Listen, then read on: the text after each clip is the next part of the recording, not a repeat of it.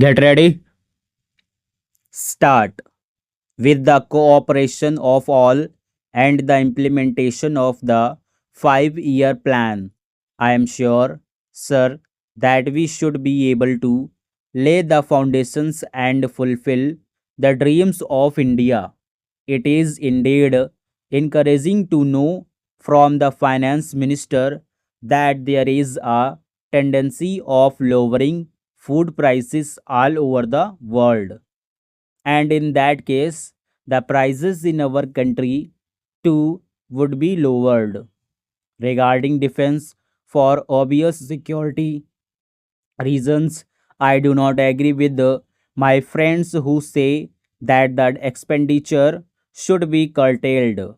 It is not advisable to take any undue risks and slacken the defense arrangements. Indeed, defense is one of our valuable assets, although strange to say there seems to be adverse opinion in some quarters. I agree what General Karippa once said that God and army are remembered only when there is trouble. The army consists of the most disciplined and loyal set of young men. It would not be proper to effect economy in the pay of these brave officers, as it would not be an incentive for the right type of young men to join the army, and it would become ineffective and inefficient. I believe already officers who were drawing rupees 1400 as their pay are now getting only rupees 700 and about rupees 100 as allowance. That is, they are getting about half of what they were getting before.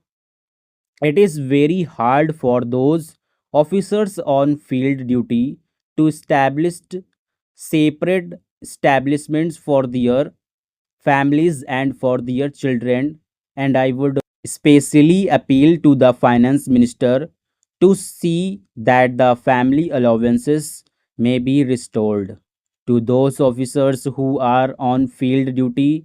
Economy in army could be affected in other ways. There is scope for more efficient operation of defense industries which process seems slow, and by purchase policy of utilizing goods and stores indigenously manufactured.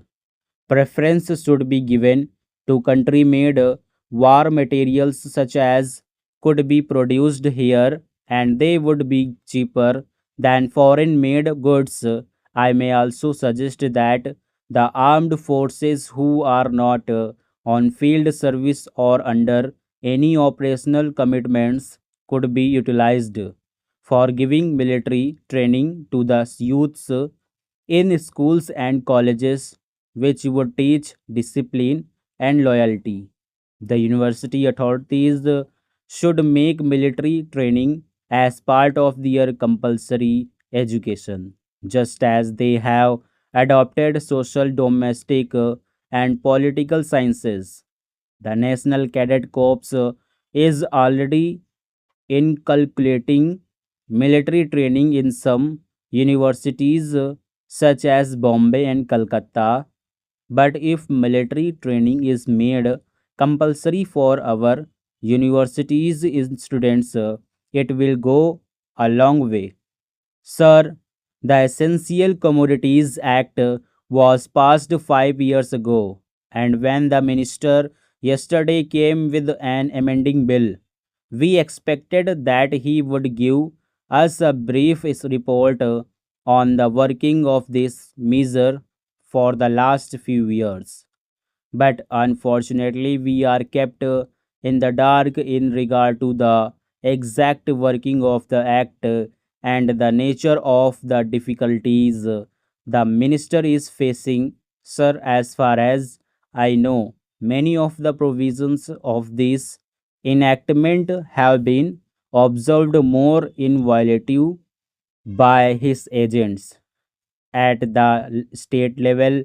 The food minister may be very earnest, may be very able, and may be very anxious to see that the various provisions of the Act are implemented in the most effective manner at the state level.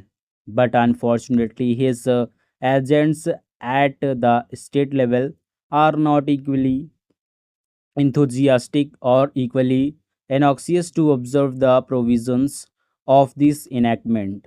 The most important objectives of this enactment are to control the supply and distribution of commodities and to maintain a stable price level.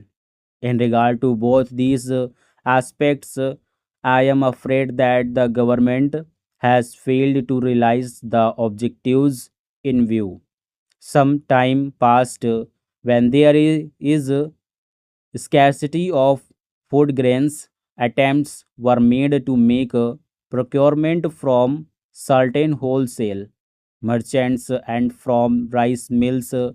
In my own state, I know of many instances of such procurement where, after making known that certain things had to be done and certain steps had to be taken by the merchant community, nothing was done later on by the government when they found that these very orders of the government were violated. As a result of the violations, there was a consequent rise in the price of food grains in respect of other commodities like iron and steel, paper, etc. We see a lot of speculative activities, but the provisions of the Act have not been brought to bear on them.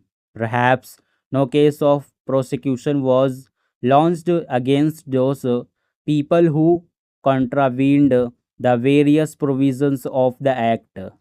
We are interested to know in how many cases the government have taken steps to prosecute individuals who have violated the various sections of the act. The minister said that the powers under the act were not adequate. We sympathized with the food minister, but I want to know what action has been taken in this regard by various state governments. Stop.